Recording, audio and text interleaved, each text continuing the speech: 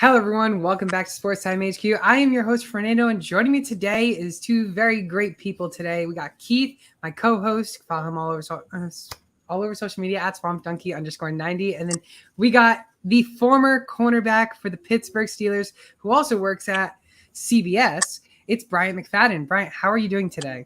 I'm doing pretty good. Thanks for having me. Of course. Keith, how are you doing today? Yeah, I'm doing good. Looking forward to the show. Yeah, all right. We're going to get into it. And we're going to go with the 2022 bust of the year for quarterback, running back, wide receiver, and tight end. We're each going to name our top bust. And Brian, I'll start with you. Who's your top quarterback bust of the year? Wow. I mean, that's a tough question when it comes to fantasy numbers and based on the expectations. But I start with Ryan Tannehill. I go Ryan Tannehill. Now, Ryan Tannehill might not be a name that is drafted high like, a Josh Allen, Pat Mahomes, Aaron Rodgers, deserving so. But if you look at his career fantasy-wise over the last few years, he's been more than a serviceable guy. But I think at this point in his career, based on the direction of the offense and the personnel, best case scenario, Ryan Tannehill probably would be a bench player. I don't think you draft Ryan Tannehill to be your starter. But depending on how deep your league is, some people might be in that position where they might have to draft Ryan Tannehill as their starter. And I think he's going to have a bust-like year, and here's why. Number one, they don't have a number one wide receiver anymore. A.J. Brown was their number one guy over the last 2 years. When on the football field, was very, very productive. They felt like it was okay and traded him away, and now relying on a young guy like Treylon Burks, young rookie wide receivers that are, put in that number one role. Sometimes it takes time. Number two, the ground and pound attack. If you're a part of Tennessee's offense, you start and stop everything with Derrick Henry. He's going to get the opportunities and deserving so. So with the opportunities that Derrick Henry will get, that takes the football away from Ryan Tannehill. So those are the two main reasons why I think Ryan Tannehill might be set up for a bust-like fantasy year, because he don't have a number one. Look at the pass catchers just in totality. If you've had to rank, the wide receivers in the AFC South, best case scenario for Tennessee, they might be third. Best case scenario. You know what I mean? And if you look at Brandon Cooks and what he's been doing for the Texans, heck, he's better than any wide receiver currently the Tennessee Titans have. And of course, that's the injury concerns with Robert Woods. So that's why I go Ryan Tannehill for my bust-like candidate at the quarterback position. So you don't think Robert Woods could fit in that wide receiver one role like A.J. Brown did last season? Oh, I love Robert Woods as a wide receiver, but remember last time we saw him, he was getting caught off the football field. Yes. Right? We don't know where his status is, where it will be week one. And even if he's in the lineup, will he be 100%? We don't know.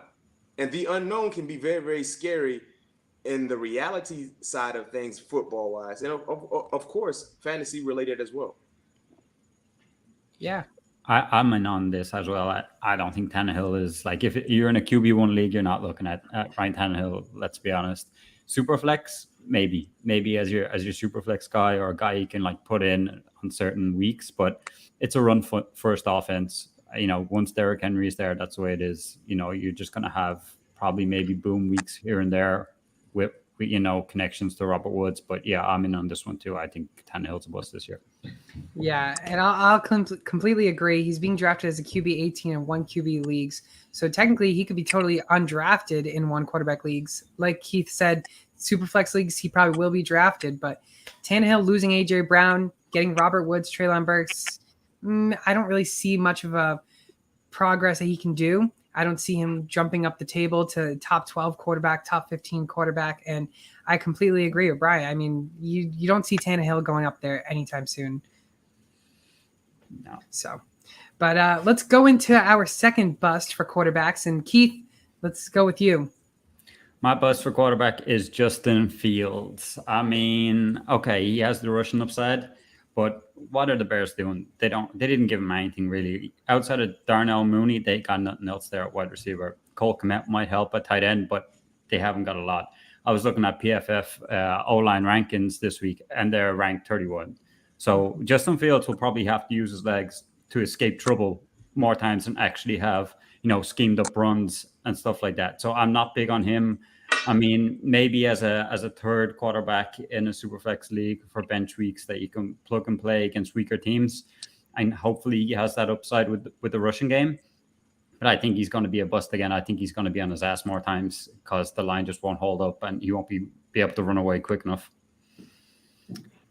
I mean, I completely agree with Justin Fields. I mean, Justin Fields, I could have had some hope for him if the Bears did something and addressed that wide receiver position. Instead, they basically they traded for N'Keal Harry, and then they signed Byron Pringle, and then you see both of them now facing injuries. So they really only have Darnell Mooney and Cole Kmet, but you don't really give any weapons to Fields, and he's going to struggle in that offense. And if you want a first-round rookie quarterback to succeed in his future career, he's not going to do it with just one player. No, he's not at all. I mean, do you agree, Bryant? Are you against? Where you here? Yeah, I had Justin Fields as a name on my list as well. So I'm right there with you. They just didn't do anything to help him. No, exactly. Yeah, I agree. All right. And then we're going to end the quarterbacks with myself. And Brian, before I go into this, are you a Trey Lance fan? Yeah. I am. Granted, we haven't seen him take a meaningful snap in this season yet, but I think the sky's the limit. But I'm not quite ready to say he's going to just blow it away fantasy related just yet, but I think he's going to have a bright future. Okay. Well, Trey Lance is my bust player for the season. And the reason why is because of his ADP right now. His ADP is being drafted as a QB 13 for a quarterback who only played 2 games in NFL career. I mean, I just can't use any data on those 2 games. Yeah, he did good those 2 games.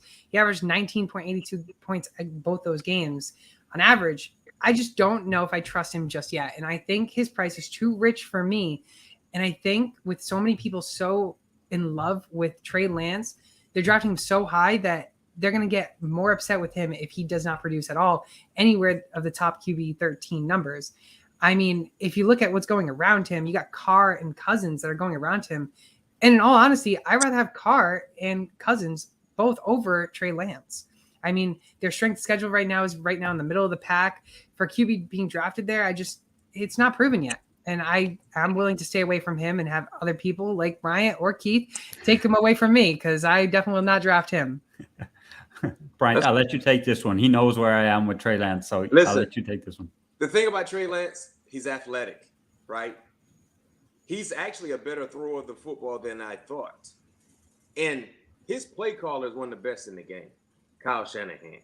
So You're telling me you're giving an athletic quarterback a Kyle Shanahan-like offense, and he can throw the football as well. I think he's going to really change your mindset by the end of the season. It's safe to say. I think your mind your thoughts would change on Trey Lance midway through the season. So you're willing to pick Lance over Carr and Lance over Cousins? I'm not quite ready to say that right now, right? Okay. But through the year, I think Trey Lance can have a higher upside than both of those players. Yeah. Because he can give you fantasy production from 2 different ways, running or throwing. Mm-hmm. And you better believe in the red zone, his legs would be just as important as his arm. Yeah. Okay. I'm all in on Trey Lance. I get where people are saying where he's being drafted is too rich for people and it might be a ceiling. But I think you got to shoot for the ceiling. He could be, maybe not this year, but he's going to be top 5, I think, going forward. QB fantasy football. You know what I mean? That's where it's going to be. Might be this season, but I think he's worth taking the risk this year. Okay, maybe you want to back him up with a Cousins or a Carr or something like that. You know what I mean? In Superflex like that. Maybe you've got the security blanket of one of them, and then you got the upside of Lance. But I think I'll shoot for the stars and go high and hope it pays off. Yeah, I mean, he does have a great situation there with the receiving core and the rushing ability.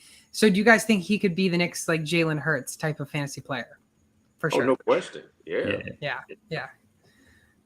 I mean, I think he's got that chance. Better Hurts. I think he has a better arm than Hurts. I honestly would probably if I had to pick, and I'm not big on Hurts or Lance. I would pick Hurts over Lance for sure. So, how do you feel about Lamar and Kyler? All these runners you just don't like, no? No, I do like them too. I like both of them. I do like them. But yeah, Trey Lance is my bust, and he'll continue to be my bust. Maybe Bryant will be right. Maybe I'll change my mind throughout the season and start to see what he can show on the field with more than just 2 games for a sample. Yeah. But yeah, that's our bust, 2022 bust. Trey Lance is mine. Justin Fields is Keith's, and then Ryan Tannehill is Bryant's. Now let's go into the running backs. And Keith, I will start with you for the running back. Running back, I'm just completely out of fantasy as Cam Akers. I mean, I think I've had a conversation with a lot of people, and you either love the guy or you're just out on him completely, and I'm out on him completely. The injury last year, he came back, didn't look good. Bryant's smiling, so I'm guessing he's against me. But yeah, he's been taken as the RB15. It's way too rich for my blood. I don't like the risk. I would rather take Henderson later on in the draft, knowing that when he has, when he's shown and been given the chance, he's been good. Just injuries have held him back. So I would take the chance on Henderson later on. And, Cam Akers might break down. I don't want to say injuries on players or anything like that, but for fantasy wise, I'd rather take, the player going later in the drafts than the QB or the RB15 with a guy that came off an injury last year, came back to the playoffs, didn't look good. I get he's had an off season, and it's going to be completely different. The slate is clean, but I'm completely out on him. So before Brian takes, I think Brian is more on the Cam Akers train a little bit. I'm agreeing with Keith, and the reason why is, again, it's too rich. He's coming off an Achilles injury, and I mean, last season he came back in the playoffs, and he already is facing injuries in training camp. I mean, you look at back in his postseason last season, he had 67 attempts for 172 yards with 0 touchdowns. That's only 2.56 yards a carry. And last year, throughout the whole entire league, for running backs, they averaged about 4.3 yards a carry. They're right now facing the 6th hardest schedule for Rams running backs. And I mean, people going after him is Zeke, Connor, Montgomery, and then Gibson. I like those 4 over Cam Akers, and I don't want to pay an early 3rd round pick for someone like Cam Akers. So let's hear it, B-Mac. Well, you know what? I know you guys might think I'm biased because I went to Florida State, and I might be a little biased. The thing I like about Cam Akers is you talked about he came off an Achilles injury, and yet he didn't look prolific, but he looked good. He was productive. The offense kind of changed when he got into the lineup. They became more balanced. And the thing that I like about Cam Akers when it comes to fantasy, he's a part of a real good offense. They're going to score points. They're going to get into the red zone. And if he is healthy, he is going to be involved in the ball game in those critical moments in situational football, red zone football, things like that. So if he's healthy, he's going to give you production because his offense is going to give you production. Sean McVay has, as a head coach, every offense he's been a part of as a head coach, they do numbers. They score points. Even when Henderson was involved, when Cam was out with the injury, Henderson became a pretty efficient fantasy player. And then, of course, he went down with the injury as well.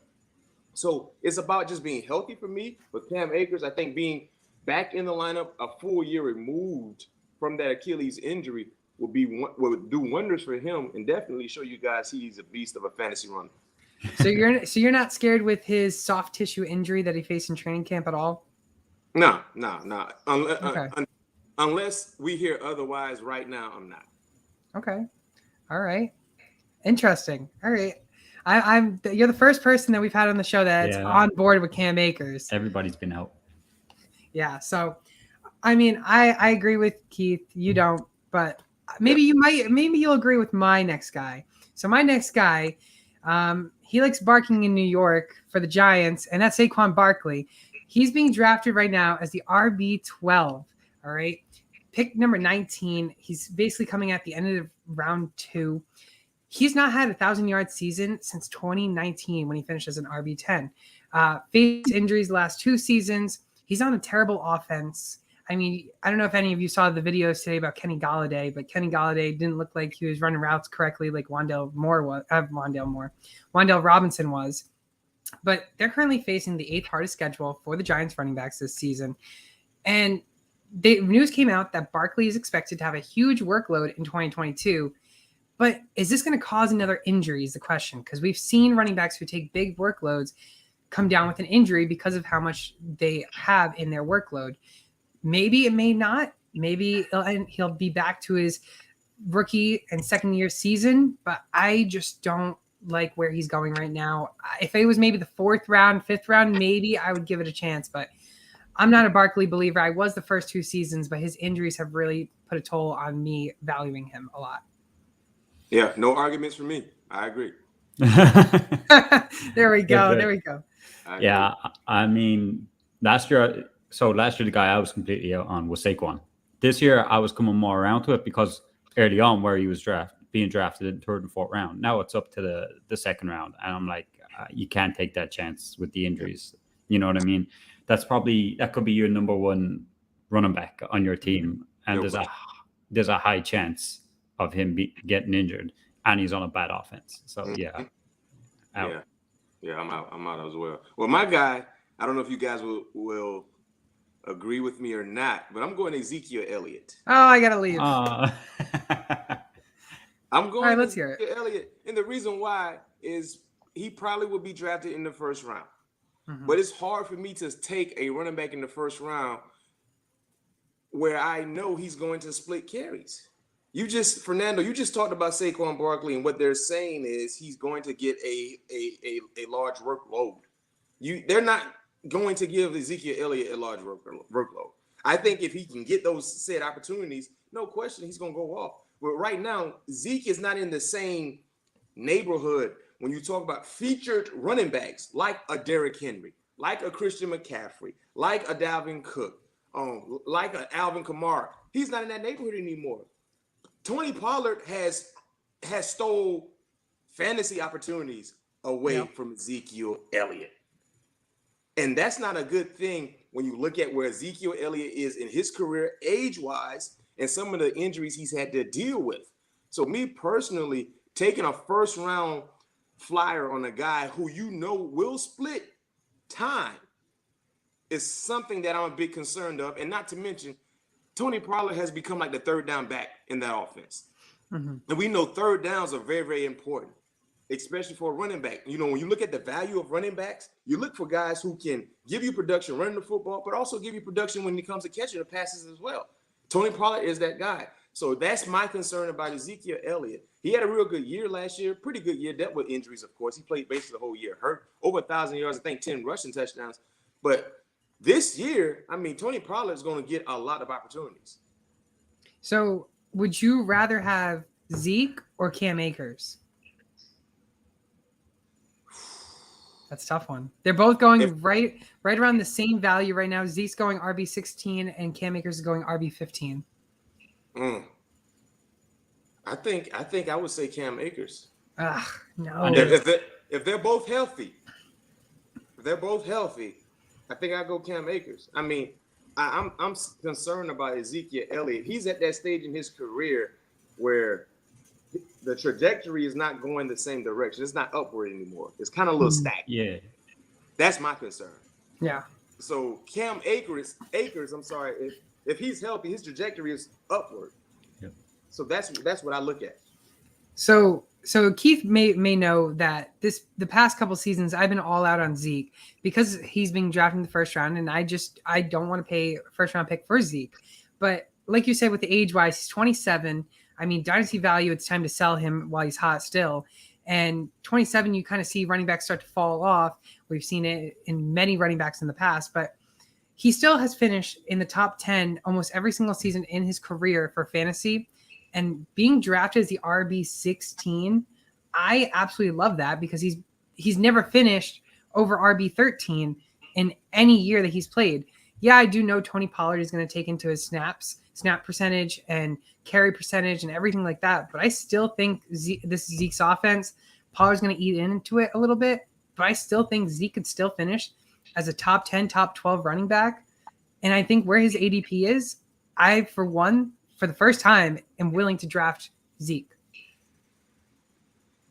Bryant, if he's going in the third or fourth round, does that interest you more then? Would you be in then? Yeah. Third or fourth, he's a steal. That's where, well, I know initially it's been a while. We were mocking a few weeks ago, but his ADP slipped to around there because people were starting to go out on him. So if he drops there, yeah. But everything you say, I agree with. If he's anywhere first or second round, yeah, no way. Yeah. First and second, again, I agree also with the first and second. If he's there, I'm out on that. But if he's around late third, fourth round, I'm willing to smash the draft button. Yeah. He's one of them guys that all you have to do is talk about some hype and his draft value will just go up. You know what I mean? He'd do something good in camp and all of a sudden people get on it. So yeah. All right. So that's going to do it for our running back bus. Saquon Barkley was mine. Cam Akers was Keith. And then Ezekiel Elliott was Mr. B-Mac over there. And let's go into the wide receivers. And I mean, I'll start it off and I'll go with someone who I actually didn't notice until today where his draft position is. I'm saying that T. Higgins will be a bust this season. And the reason why, I'm not saying he's a bad player. I think he's a very good player. But the reason why I'm saying T. Higgins is a bust is because right now, at this very second, after looking at ADPs, he's being drafted as the wide receiver 12. And I am not willing to pay a wide receiver 1 value for the second wide receiver on that Bengals offense. Last 2 seasons, in 2021, wide receiver 24 finish. 2020, wide receiver 28 finish. Both of them one was without Chase. Both of them were without Chase. Chase was drafted last year. And then Burrow had an injury in 2020. And I just don't see T. Higgins being a wide receiver 1 being drafted so high. I mean, he's being drafted at the end of the 3rd round in 12-team leagues. I think he's a solid wide receiver 2. Don't get me wrong. And I'd rank him around the wide receiver 20. But I'm not willing to pay a wide receiver 12 value for him right now. Oh, man. Oh, man. He's the guy I'm targeting. If I go running back in the first 2 rounds and he's there in the start of the 3rd round, he's the guy I'm targeting as my wide receiver 1 after all them. I love T. Higgins. I don't call him as a wide receiver 2. I think it's 1A, 1B over in Cincinnati. I mean, if you put T. Higgins on a team that needs a wide receiver, he's automatically the wide receiver 1. Like, he's got the height, the skill, I mean, the speed, the contested catch. The guy is, I just love the guy. I think he's great. So I'm not with you on this one, Fernando. Like, I've been getting a lot of shares of T. Higgins in mock drafts, and I'm hoping when they come to the real things that I can get him too. I like T. Higgins. I like T. Higgins because of the situation he's in. I mean, he got Chase, he got Boyd, adding was it Hayden Hurst at the tight end positions. That's a sneaky good move for Cincinnati as well. Yeah, it is. Yeah, and they're going to throw the football. Would I be okay in taking T. Higgins as my number 1 wide receiver? It depends on how the board is looking. You know what I'm saying? But I think he's going to, man, he had over 1,000 yards last year. That offense is going to be real good, especially if they can protect the quarterback. And one would think they would be able to do a better job in protecting Joe Burrow. And if Joe Burrow is more comfortable in the pocket, he's going to be efficient. He's going to complete passes. And T. Higgins will be the recipient of those passes. So I'm not quite ready to say he's a bust, but I think the concern I have, taking him as my number 1 wide receiver, it depends on the board is looking. So let me ask you this. Would you rather take T. Higgins or Mike Williams? I think I'll go Mike Williams. Mike Williams right now is being drafted as the wide receiver 18, and I am fine taking a wide receiver 18 as my wide receiver 1 over a T. Higgins wide receiver 12. Yeah, I think I go Mike because I mean Justin Herbert's going to throw it. You got Keenan Allen.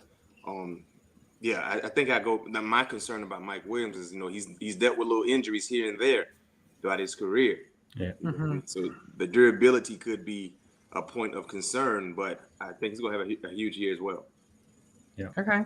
I like both the inputs. I just don't like the value of where he's being drafted. I do like T. Higgins. Don't get me wrong. Yeah. But I think people are going to disappoint with him being drafted as a wide receiver 12. Yes, all right, sir.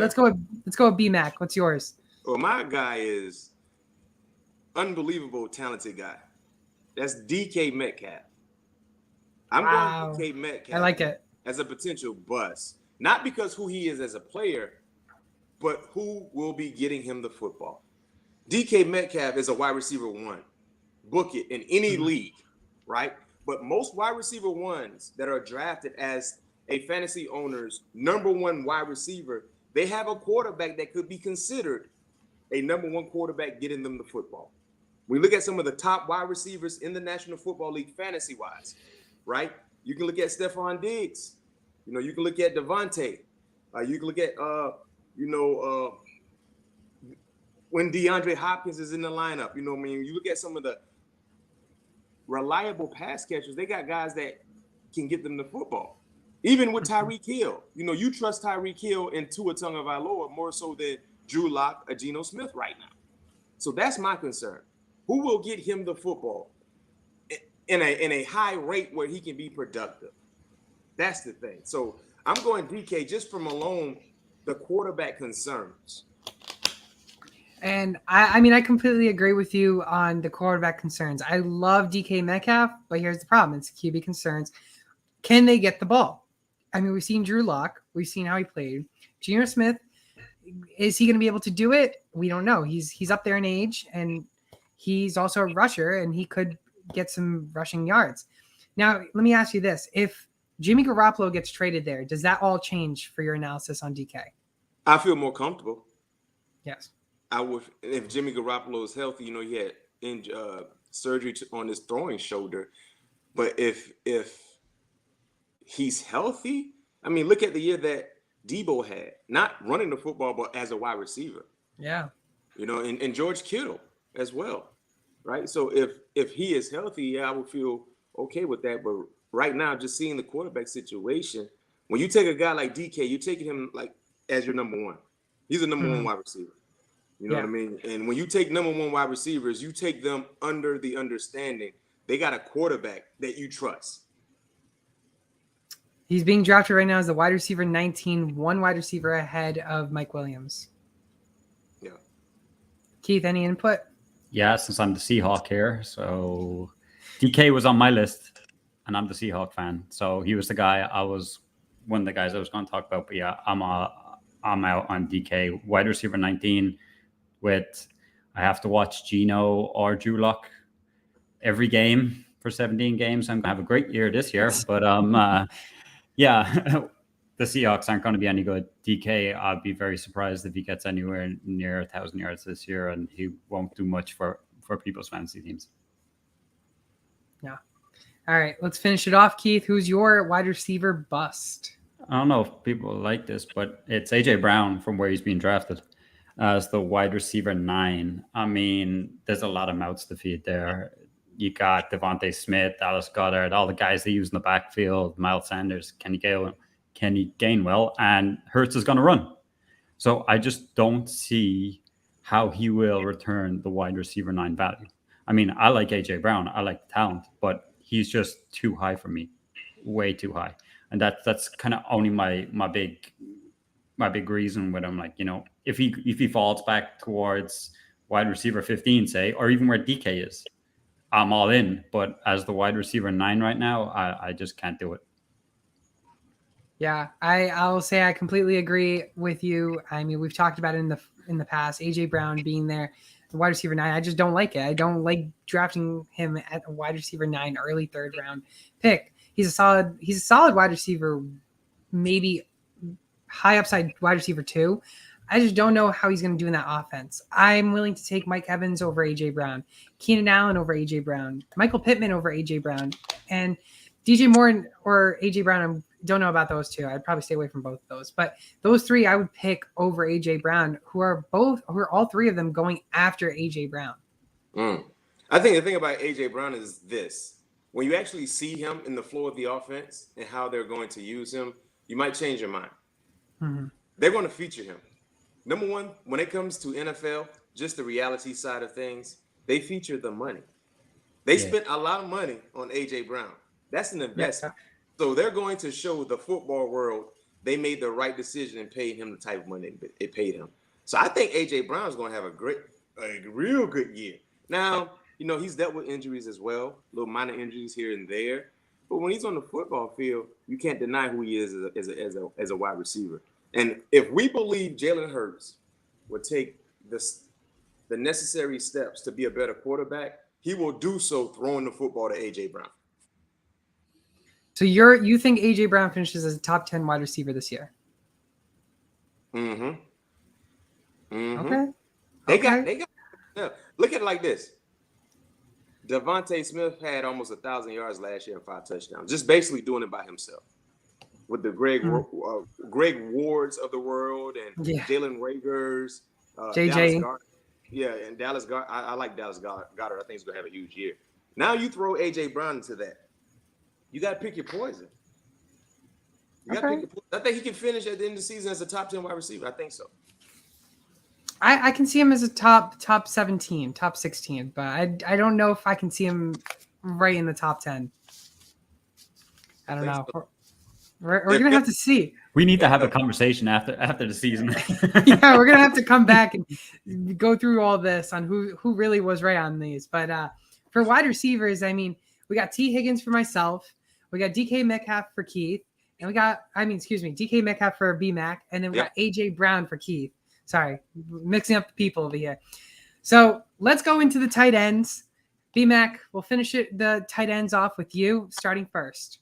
All right, my guy wasn't like a household name at the tight end position, but through the year, a year ago, really flourished to be a big-time player for his offense and fantasy-wise, and, of course, in the postseason. That's C.J. Uzomah. Because of what he did towards the latter part of last season, got a nice contract by the New York Jets. They paid him. He had almost 500 yards receiving last year, 5 touchdowns. They gave him a nice contract, but they also paid Tyler Conklin. Yeah. And I was just at the Jets camp a few days ago.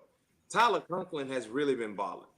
So if you take a chance on C.J. Uzomah late to potentially be your starting tight end or depending on how the flow of your draft go, I might be concerned with him because Tyler Conklin is the number 1 tight end. It seems to be right now in that offense, and he's been catching everything that has come his way. And like I said, CJ last year, towards the end of the season, the connection between him and Joe Burrow was well documented. Did some real good things, especially in the postseason. Usually when guys get paid pretty good money, they go into a situation where they're the guy. And I'm not quite ready to say that. And someone might take a flyer on CJ thinking he is the guy because they paid him and what he did last year. And he might not be the guy. Yeah, I mean, I can completely grab onto that train. I mean, I like Tyler Conklin more than C.J. Uzomah. And we've seen in the past, I mean, the Bengals they haven't really incorporated their tight end into any type of fantasy value. I mean, I had hopes for Thaddeus Moss over there at one point, and we've seen how that went. I mean, he's irrelevant for fantasy. Hopefully, maybe he comes up somewhere. But, I mean, I completely can go onto that train for C.J. Uzomah. Yeah, I mean, it's not a guy I was probably thinking of taking a flyer on. I like Conklin, to be fair, when he was with the Vikings. He was a guy I was taking late in drafts when he was there. So it's interesting to hear that he's the one that looks like is going to be the number 1 tight end over there. So that could be one, I suppose, for a late round flyer. But yeah, I'm not in Uzomah. No. I think he's also being drafted as a tight end 28. And he can keep going down the list for all I care. Yeah, he's probably going to be drafted. Keith, let's go with you. Okay, B-Mac, you got to answer this question first, though. Who's the quarterback in Pittsburgh? Right now, Mitchell Trubisky. Yes. I think he goes into the season as a starting quarterback. Okay, so because Pat Freiermuth is my bust. Really like the talent. Really like Pat Freiermuth. But he had 7 receiving touchdowns last year. And, to have the same type of year, he's going to have to do that again. And I don't think he can do that with Mr. Trubisky or Kenny Pickett. I mean, I don't think he takes a step forward. He needs a better quarterback. I get it. Big Ben wasn't all of that. But it was the kind of like the short yard throws, the 10-yard passes that really suited Pat Freiermuth. And he was a red zone threat. Now he'll need to be that again. But it's a bit like the Seahawks situation. I just don't trust either of these quarterbacks. So he's a bust for me. Let's hear Go on. I like Pat. Oh my goodness. Yeah, you talked about the 7 touchdowns quietly. 7 touchdowns. And one thing about Pittsburgh Steelers, whoever the quarterback is in the red zone, they're looking for a tight end. And now, if you look at their wide receivers with George Pickens coming along, opening a lot of eyes, you got Deontay, you got Claiborne, you got Johnson. Pat is going to have matchups in his favor. And I understand the concerns about Mitchell Trubisky and things like that, but let's keep it real. Even when he was there in Chicago as a starting quarterback, they had no offensive structure around him, but he still won games. He even got them to the playoffs a year, got into a Pro Bowl. He had an above 500 record during his time in Chicago. How? We don't know. But the personnel clearly is not on the same level as to what he has right now. So my thing is this. Number one, Pat is a very, very talented tight end. He's a short-handed tight end. I think he will continue to develop and be a real good asset to the offense. Number two, in the red zone, he's going to do numbers. And you talked about, Keith, those little 10-yard passes. Usually that goes to the tight end. Safety blanket. But is that going to happen, though? Maybe that's Kenny Pickett's thing from what I've seen in preseason, but I just don't think from Mitch. It was a thing because Big Ben didn't throw, that far last season. And it was easy for him. I mean, if Mitch is going to do that, then, yeah, maybe. I just don't think that'll be his thing, no? Yeah. And I'm not saying take Pat super high, in a fantasy draft, but I think he has an opportunity, man, to really surprise a lot of people. Do you think he can do exactly what he did last year? I think so. For a full year. Most rookies really grasp the understanding of that playbook and the atmosphere midway through your rookie campaign. So for him this year, he might be off and running. Like I said, red zone wise, he's going to be a guy they're going to look for. Yeah. And you're changing my mind now. And I'm going to be completely honest. I'm actually on Bryant's side. I mean, I love Pat Freiermuth. I mean, you got to let the youth get loose. And this man, I mean, he finished as a tight end 13 last season. And he's being drafted as a tight end 12, which is basically right around his value. So I think it's a good enough value for me to go out there and draft a tight end 12 and Pat Freiermuth. I think the difference between Big Ben and Mitch Trubisky, I don't really see much of a difference for Pat Freiermuth's value. I think he's still going to get the targets. And like B-Mac was saying, I mean, target share, safety blanket. Safety blanket is probably going to be the biggest thing for Mitch Trubisky or even Kenny Pickett, whoever it is. I mean, Pat Freiermuth is 6'5". This man's tall. This man can get around everyone, get above people, and he's very athletic, in my opinion. So I like B-Mac. I mean, I like B-Mac. I do like Bryant, but I do like Pat Freiermuth, and I definitely could not go for him with a bust. Fair enough. Off you go. All right. So I'm actually going to name someone who Bryant already mentioned earlier that he liked, and he's Dallas Goedert. This man, he finished last time finished in the top 10 was back in 2019. He's being drafted right now as a tight end 8. Last season, he finished as tight end 11. And here's the thing. I could say that he isn't a bust this year if A.J. Brown did not go there. I'm a bust on A.J. Brown, but I'm also a bust on Goedert because there's going to be too many mouths to feed. And you got Hurts also there. And Hurts is going to be running the ball as well. And he's going to also be passing it and spreading the ball off. Now, with the targets coming in with A.J. Brown, you're going to have to spread that ball more with another valuable wide receiver. And that's going to take away target share from Dallas Goedert. And I don't see him coming in to the top 10 for tight ends. And I would rather draft Pat Freiermuth over Dallas Goedert.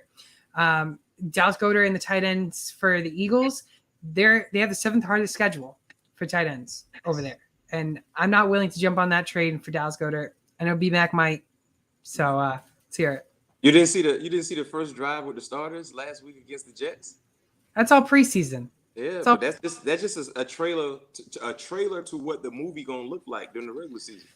I think the movie's gonna have some flaws there. I was just with Philly yesterday. I was at Philadelphia's training camp practice yesterday. In the red zone, they're throwing to the tight end. They're throwing to the tight end. And actually adding A.J. Brown opens up things for a guy like Dallas Goedert. He's talented. He's a big target. He's a short-handed guy. And you remember, if you look at how they utilize Zach Ertz, You know what I mean? Granted, it wasn't throughout. It wasn't like Jalen Hurts was the guy the entire time, but Zach Ertz did numbers. So that's always been something that the Eagles offense kind of want to have, be a part of their offense, tight end production. Yeah. He's a guy I'm not out on, but I'm not getting a whole lot when I mock him or do drafts. It's just I just don't think he falls to me. I think people take him higher than he is because I think they expect him to have with Jalen Hurts. And to be fair, he has been pretty good previous seasons. So I don't think I'm there on a bust yet with him. He's just a guy that just doesn't fall to me in drafts. Okay, I don't like his value. And I'll ask both of you this: would you rather take Goddard or would you rather take Mike Gesicki? Goddard. Really? Okay. Would you rather take the Muth or would you take Goddard? Well, I'm taking Goddard. I'm taking Goddard too. I think Goddard can get the Pro Bowl this year. All right. Let's go with someone that's in his value: Zach Ertz or Dallas Goedert. Ooh, that's tough for me. I'll go Zach Ertz just from the standpoint of the first 6 games going to be without DeAndre Hopkins. Yeah, I'm on Zach Ertz. We've been saying that all year. I think he could have a great start in them 6 games, get you a lot of points. Yeah. Zach Ertz is going one ahead. He's being drafted as a tight end 9, and I like Ertz way more than I like Goddard. I've actually never drafted Goddard, and I don't think I ever plan on it. I'd rather take Ertz over Goddard. Yeah, it just seems to be where he goes in drafts. I'm either Zach Ertz falls to me, or I wait later and I'm going somewhere, someone later than Goddard. It's just where he goes. I just don't get a share of him. If he happens to be there late enough, I would take him. Yeah, exactly. So the tight ends for us, I had Dallas Goedert, Pat Freiermuth, CJ Uzama. We'll finish off with some quick little news that I want to ask BMAC, and maybe he's got some inside scoop that we don't know. Ken Walker, do you know any news on him? I know he had a procedure done as a result of injury he's been dealing with in the recent days, but it looks like it's not a sports hernia surgery. Do you have anything else that you know that we? No, not really. I can tell you this much: that's not a good sign for Seattle's offense. No. You already lost Carson, and you got Penny as the feature guy, but you know about his injury woes. Yep. You know what I mean? So that's not a good sign for Seattle, especially with the quarterback concerns they already have there in place. And then you talked about the other fantasy type players, DK Metcalf, Tyler Lockett. Not having a reliable running game could really hurt a lot of individuals' productions when it comes to fantasy numbers. So now I haven't heard anything, but if it's anything, it's not sports hernia related, but it seems like it could be something, groin related, hip flexor related, and that's not a good sign for anyone who's running the football. Okay, because Keith and I have currently a little water bet type of bet for the season, and who finishes higher in fantasy, is it Ken Walker or Rashad Penny? And I'll ask you that question. Well, shoot. Well, I got to go with the healthy guy right now. Okay. I got to go Rashad Penny, even though he's been unhealthy, he's been injured, but right now he's the more healthier guy. Okay. That's Fernando's guy. I've got. Yeah, that's my guy. I like Rashad Penny a lot. I've been taking him in a lot of drafts, even though I used to be not in on him because of his injury concerns. But if he can prove that he can stay healthy, he's the guy. Well, I'm the Seahawks fan, so I'm just sick of looking at Penny getting carted off after a great 50-yard run. Do you know what I mean? Yeah, so, he give you a 50-yard run and he missed the next 2-3 weeks. That's it, exactly. Yeah, not good from a fan's point of view or a fantasy player. So based on all our 3 teams, Seahawks don't look too good. Steelers, I'll ask you, Mac, the question: what do you think your Steelers are going to do this year? You think it's playoff hopes? I think playoff. I think this is a team that can get into the playoffs. The big concern is the quarterback play. Once they kind of iron that thing out, they got everything else in place. Still a top level defense. I think the offense should be better because it's better personnel on the offense. Mm-hmm. More continuity on the offensive line, and I love Najee Harris. I love that guy. Yeah. I love Najee Harris. So you just got to make sure you get some efficient play at the quarterback spot. Okay, good to know. I think they have very playoff hope potential with that offense, elite offense right there. And then for my Patriots, of course, it's playoff hopes again. Mac Jones is gonna do good again and show another leap into his second year. Yeah. You mean all your running backs are going to do the job for you? Yeah. Hey, who knows? Tyquan Thornton. I believe a little bit in Tyquan. Oh, do you have something else to say on that? BMAC doesn't. I mean, you know, taking a fly on rookie wide receivers, it's challenging. Yeah, it is. It is. You got to do it with a lot of faith. But I like Mac Jones too. I really thought he was the best quarterback in his in my opinion. They just, you know, will they allow him to open that thing up? You know, if you look at his pass catchers, there's no one that really sparks fear in opposing defenses just yet. Right now, that could change. But right now, you don't really have that type of fear guy on the offensive end that can help Mac Jones. Exactly, 100% agree with you. And before we wrap things up, BMAC, let's hear your little advertisement for yourself, what you're doing, and where people can check you out. Well, you can check me out, CBS Sports HQ, talking college football, talking NFL football, of course, talking fantasy and gambling related content. You can also check my podcast out that I do with my cousin, Patrick Peterson. All Things Covered there. Podcast. We have a YouTube page as well. I just go visit youtube.com/All Things Covered. We just had Richard Sherman on last week. The week before that, we had Najee Harris, you know, talking Steeler football. We've had over 100 guests, to say the least. So chipping away there. So if you're a podcast listener, please give us a listen, give us a subscribe, and tell a friend to tell a friend.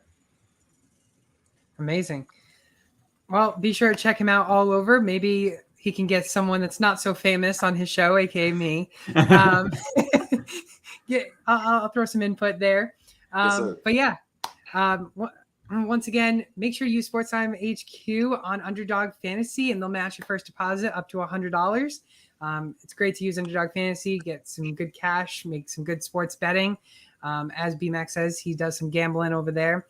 Underdog Fantasy, not too sure, but anyways, make sure you use code SportsTime HQ. Once again, my name is Fernando. I am your host of SportsTime HQ. Joined with me today is my great co-host Keith. You can follow him all over social media at SwampDonkey_90, and be sure to follow him and his fiance on Instagram at HuddleUp_NFL. And then can't forget the legend cornerback from the Pittsburgh Steelers. Make sure to follow him all over social media at BMAC_sports talk. It's Bryant McFadden, and we will see you all next week. 6 p.m. Eastern on Tuesday, where we'll be having Marcus Grant on the show.